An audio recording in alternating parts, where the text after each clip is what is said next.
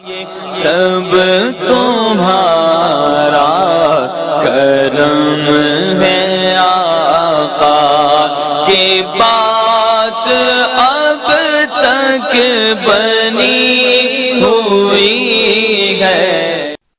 اعوذ باللہ من الشیطان الرجیم، بسم اللہ الرحمن الرحیم۔ السلام علیکم ورحمۃ اللہ وبرکاتہ۔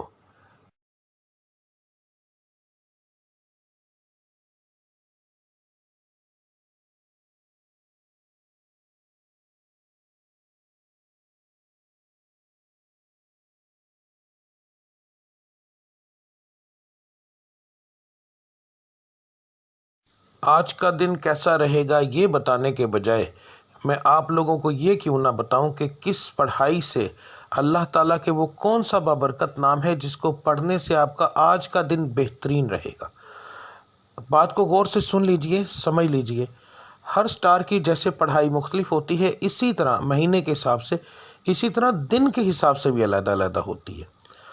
تو میں آپ کو جس طریقے سے بتا رہا ہوں اس کا مقصد یہ ہے کہ آپ جو آپ کے آج کے سٹار کی پڑھائی ہے وہ کریں گے تو اس کا نتیجہ آپ کو فوری طور پر ملے گا۔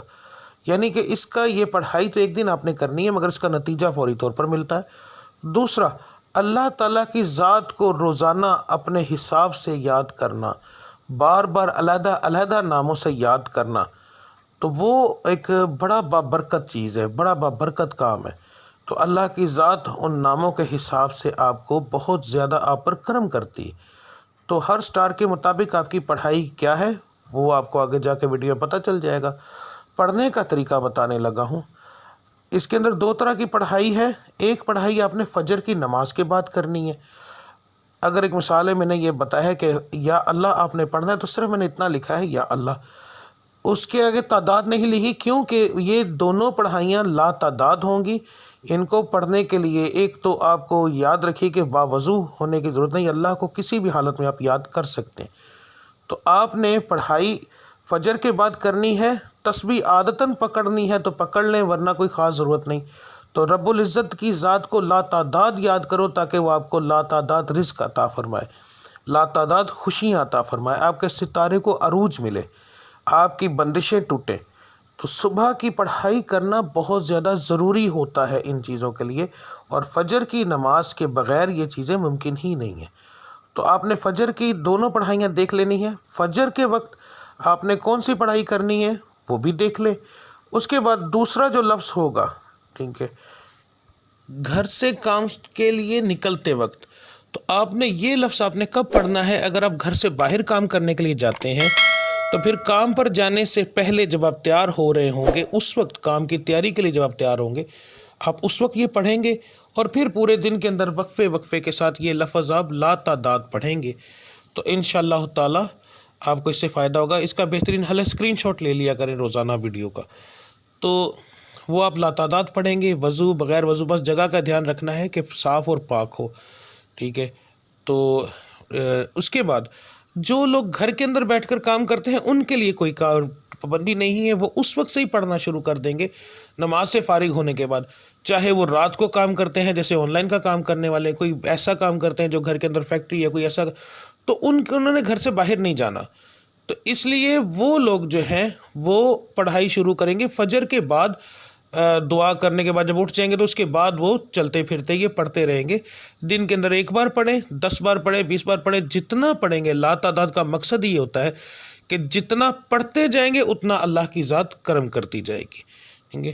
تو اب آپ کی پڑھائی آپ دیکھ لیں، ملتے ہیں اگلی ویڈیو میں، تب تک کے لیے مجھے اجازت دیجیے۔ اللہ آپ سب کا حامی و ناصر۔ السلام علیکم ورحمۃ اللہ وبرکاتہ۔